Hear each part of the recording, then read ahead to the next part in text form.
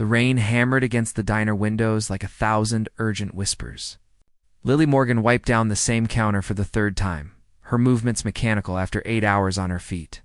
The clock behind her read 11:47 p.m., and the only sounds filling the empty space were the hum of the old refrigerator and the steady grumming of the storm outside.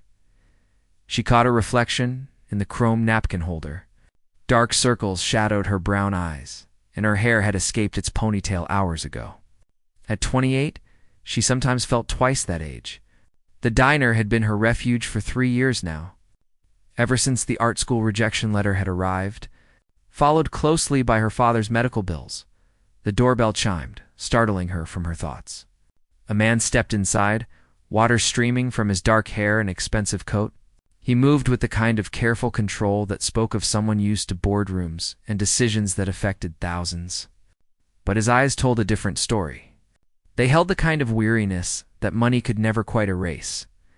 Lily straightened, reaching for her practiced smile. "We close in 15 minutes. But I can get you something quick." He looked at her, really looked at her, in a way that made her suddenly aware of the coffee stain on her uniform and the worn edges of her apron. "Just coffee, please, black." She nodded, moving to pour from the fresh pot she had just made. The silence stretched between them, not awkward, but heavy with unspoken things. When she placed the cup before him, their fingers brushed for the briefest moment. His hands were surprisingly warm despite the cold rain. "Rough night?" she asked, surprising herself. She usually kept conversations minimal with late-night customers. A ghost of a smile crossed his face. "Rough year, actually." Took a sip, grimacing slightly at the bitter taste, but drinking anyway. "I'm Nathan." "Lily." She leaned against the counter, something about his honesty, inviting her own. "What brings someone like you to a place like this at midnight?" "Someone like me?" He raised an eyebrow. She gestured to his watch, the kind that probably cost more than her yearly rent. "You know what I mean?" Nathan looked down at the watch as if seeing it for the first time. "I was driving. No destination, just driving. Saw your lights and thought, maybe I could stop running for a minute." "Running from what?" "Everything. Success, expectations, the person everyone thinks I should be." He met her eyes again.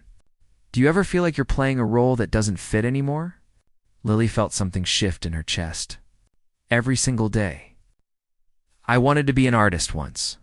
Painted dreams on canvas. Thought I could make beauty my life. But dreams don't pay bills and life had other plans." "What happened?" She shrugged, trying to keep her voice light. "Reality happened. Family needed help. Art school said no thanks. And suddenly I was here, serving coffee instead of creating it." Nathan was quiet for a moment, his fingers tracing the rim of his cup. "I built an empire on technology. Pierce Technologies. Maybe you've heard of it. Everyone tells me I have everything. But sitting in that penthouse tonight, surrounded by everything money can buy, I felt like I was suffocating in my own success." "So you drove until you found a rundown diner with burnt coffee and a tired waitress?" "I drove until I found something real." His voice was soft but certain. "Do you know how rare that is in my world? Everyone wants something. Every smile has a price tag, every conversation an agenda." Lily poured herself a cup of coffee, breaking her own rule about drinking on shift. "And you think I'm different because I'm poor?" "I think you're different because when you look at me, you see a person, not a bank account." He paused, then added, "And because you just called your own coffee burnt." A laugh escaped her before she could stop it. "It is burnt. I've been making coffee for 3 years and still can't get it right." "It's perfect," Nathan said, and something in his tone made her believe he meant it. They talked as the minutes slipped past midnight. He told her about the pressure of living up to his own reputation, about making decisions that affected thousands of lives, about forgetting what it felt like to have a conversation that wasn't about profit margins. She told him about her sister Rose, who was in college, about the sketchbook she still kept hidden under her bed, about the small moments of beauty she found in serving strangers their morning coffee. "I'm just a simple waitress," Lily said quietly, suddenly aware of how different their worlds were. The vulnerability in those words surprised her. Nathan leaned forward, his expression intense but gentle. "And that's exactly why I chose you." "Chose me for what?" To remind me what matters, stood, leaving several bills on the counter, far more than the coffee cost. Can I come back tomorrow? Lily's heart hammered against her ribs. She should say no. She should recognize this for what it probably was, a rich man's temporary fascination with something different. But when she looked into his eyes, she saw the same loneliness that greeted her in the mirror every morning. I work the night shift, she said softly. Same time? Nathan smiled, a real smile that reached his eyes and made him look years younger. Then I'll see you tomorrow night, Lily. He walked to the door, pausing with his hand on the handle. For what it's worth, I hope you paint again someday. The world needs more beauty, and I suspect yours would be worth seeing. Then he was gone, swallowed by the rain and the darkness. Lily stood alone in the empty diner, staring at the money he had left. Enough to cover a week's worth of tips, but it was his words that stayed with her as she locked up and walked home through the wet streets. Someone had seen her, really seen her, and for the first time in years she felt like maybe, just maybe, she was more than her circumstances. Nathan Pierce returned the next night, and the night after that, and the night after that. Each visit felt like peeling back layers, revealing truths neither of them had shared with anyone else. He told her about building his company from a single-room apartment, about the loneliness that came with success, about how he had forgotten what it felt like to laugh without calculation. She told him about her father's illness that had drained their savings, about the art scholarship she had turned down to stay home, about Rose's dreams of becoming a doctor. On the seventh night, Nathan arrived earlier than usual, carrying a small package wrapped in brown paper. Lily looked up from wiping tables, her heart doing that unfamiliar flutter it had started doing whenever he walked through the door. "You're early," she said, trying to sound casual. "I wanted to catch you before the rush." He glanced around the empty diner with a slight smile. "Looks like I made it." She rolled her eyes, but couldn't help smiling back. "What's that?" Nathan placed the package on the counter. "Open it." Inside were professional-grade sketching pencils, the kind Lily used to dream about in art supply store windows. Her throat tightened. "Nathan, I can't accept these. They must have cost a fortune. They cost money, which I have too much of anyway. What I don't have is the ability to create something beautiful from nothing. You do?" He leaned against the counter, his voice gentle. "Let someone give you something, Lily. Not because you need it, but because seeing you happy matters to me."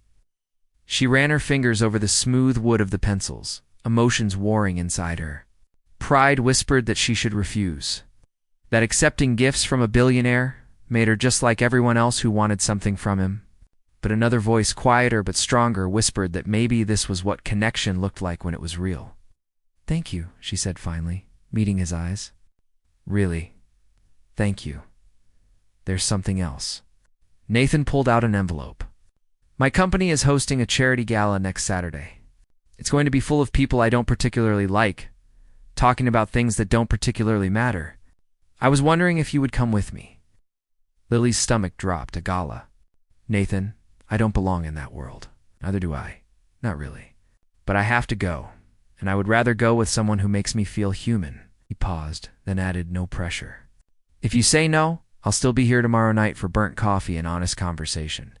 She thought about her closet full of secondhand clothes, about the way people like him lived in magazines and television screens, not in her reality.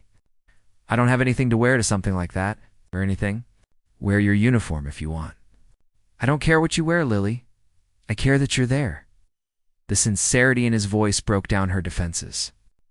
"Okay, but if I embarrass you, don't say I didn't warn you." "It's impossible," he said simply. Saturday arrived too quickly. Lily stood in front of her mirror, wearing the only dress she owned that might pass for formal. A simple navy blue piece she had found at a thrift store years ago. Rose had helped with her hair and makeup, chattering excitedly about handsome billionaires and fairy tale moments. "You look beautiful," Rose said, squeezing her shoulder. "And he's lucky to have you, not the other way around." When the car Nathan sent arrived, Lily almost backed out 3 times during the drive. The hotel where the gala was being held looked like something from a dream, all glass and gold and impossible elegance. Nathan was waiting at the entrance, and when he saw her, His face lit up in a way that made her feel like maybe Rose was right. "He came," he said, offering his arm. "You sound surprised?" "I was afraid you might change your mind, that you might realize you're too good for all this." He gestured at the building behind them. "I think you have that backwards," Lily murmured. But she took his arm. The moment they walked inside, Lily felt 100 eyes turn their way. Women in gowns that probably cost more than her car whispered behind champagne glasses. Men in tailored suits assessed her with barely concealed curiosity. Nathan felt her tense and leaned closer. "Ignore them. They're only interested because they can't figure out your angle." "My angle?" "Everyone in this room wants something from everyone else. They can't imagine someone being here just because they want to be." A tall woman in red approached them, her smile sharp as broken glass. "Nathan, darling. You didn't mention you were bringing a guest?" Pause before guest felt deliberate cutting. "Victoria, this is Lily Morgan." "Lily, Victoria Hart, one of my business associates." Victoria's eyes swept over Lily's dress, her simple jewelry, her sensible shoes. "How lovely. And what do you do, Lily?" "I'm a waitress." Lily lifted her chin, refusing to apologize for her truth. "How refreshing." Victoria's tone suggested it was anything but. "We so rarely see Nathan with anyone from outside our usual circles. It's quite brave of you to venture into our world."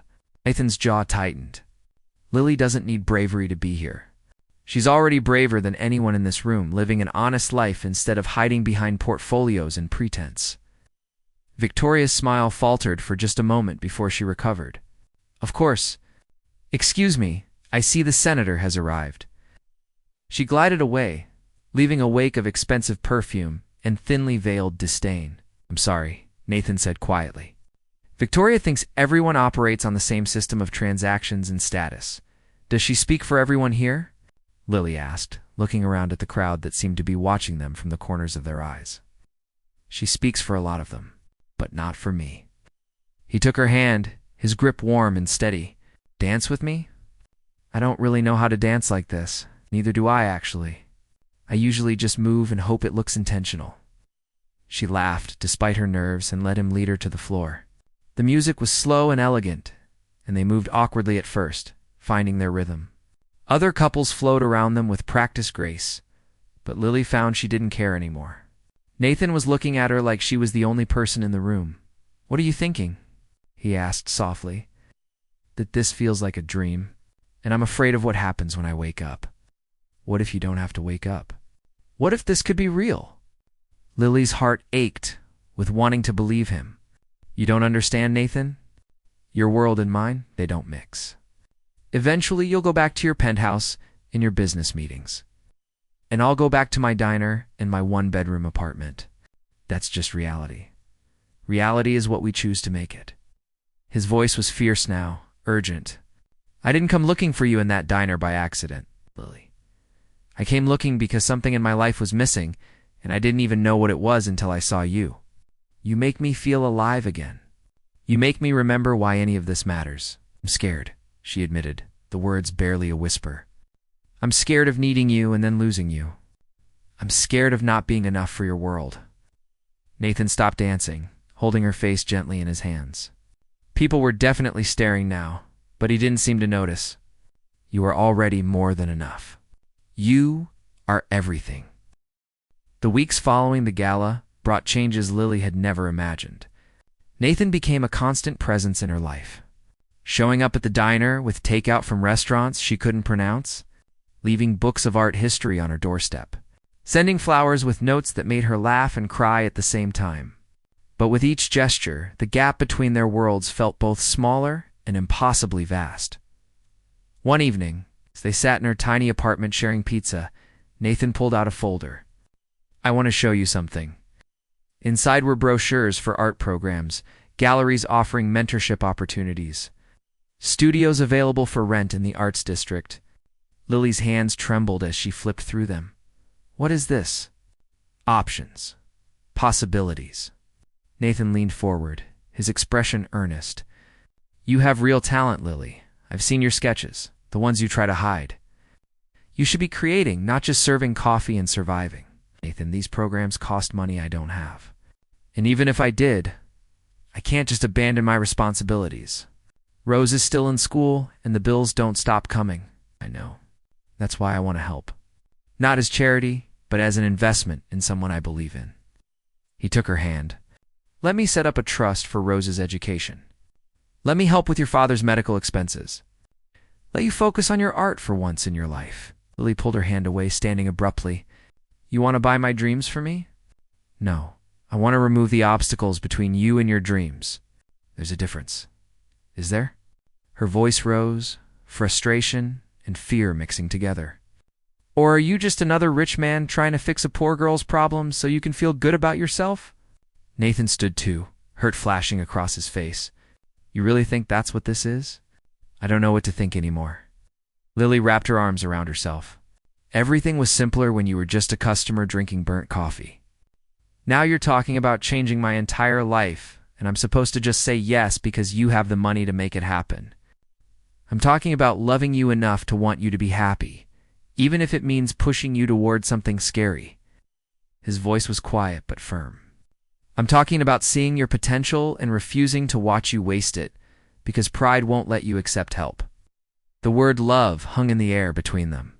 Neither had said it before, and now it felt too big, too soon, too real. You love me? Lily whispered. Yes. I love that you see the world as something beautiful, despite everything trying to convince you otherwise. I love that you care more about your sister's future than your own comfort. I love that you make me want to be better than the man I've become. He moved closer but didn't touch her. But this isn't about me buying your affection. This is about me wanting the person I love to have the chances she deserves. Lily felt tears streaming down her face. I don't know how to accept this. I've been taking care of myself for so long. I know. And you've done an incredible job. But you don't have to do it alone anymore. Not if you don't want to. She sat back down, her mind spinning. Everything he was offering sounded perfect, too perfect. But what happened when perfect fell apart? What happened when he realized she was just an ordinary girl with secondhand dreams? I need time, she said finally. I need to think. Nathan nodded, though disappointment shadowed his eyes. Take all the time you need. I'm not going anywhere. After he left, Lily sat in the silence of her apartment, staring at the brochures spread across her coffee table. Each one represented a path she had given up on, a future she had buried under responsibility and fear. The pencils he had given her sat on the windowsill, still in their package, because using them felt like admitting she wanted more than survival. The next morning, Rose found her sitting in the same spot, still awake. You look terrible, thanks. You always know just what to say. Rose sat beside her, picking up one of the brochures. Are you actually considering this? I don't know. It feels wrong letting him help like that. Why? Because he has money and you don't? Because accepting help means admitting you can't do everything alone? Rose's voice was gentle, but direct. You gave up art school for Dad and me? You work yourself to exhaustion so I can chase my dreams. When do you get to want something for yourself? It's different when someone else is paying for it, is it? Or is that just an excuse because you're scared? Rose took her sister's hand. I've watched you draw on napkins during your breaks, seen the way you look at art supplies in store windows. You're dying a little bit every day, pretending you don't want this. What if I fail? What if I'm not actually good enough? Then at least you'll know. At least you'll have tried instead of spending the rest of your life wondering what could have been. And for what it's worth, I think Nathan loves you exactly as you are. He's not trying to change you. He's trying to free you. The word settled into Lily's heart, finding the cracks where fear had been hiding. That evening, she called Nathan. Can you come to the diner tonight? Of course. Are you okay? I will be. Just come. When he arrived, Lily was waiting with 2 cups of burnt coffee and a small canvas she had painted the night before. It was rough, unpracticed, but honest. A simple image of the diner at midnight, rain on the windows, a figure in the doorway. Nathan stared at it for a long moment. You painted again? Stayed up all night. Used the pencils you gave me to sketch, then found some old paints I had stored away. It's not very good, but it felt like breathing after holding my breath for years. It's beautiful. His voice was thick with emotion. Lily took a deep breath. I'm terrified of accepting your help. Terrified of depending on someone. Terrified of failing.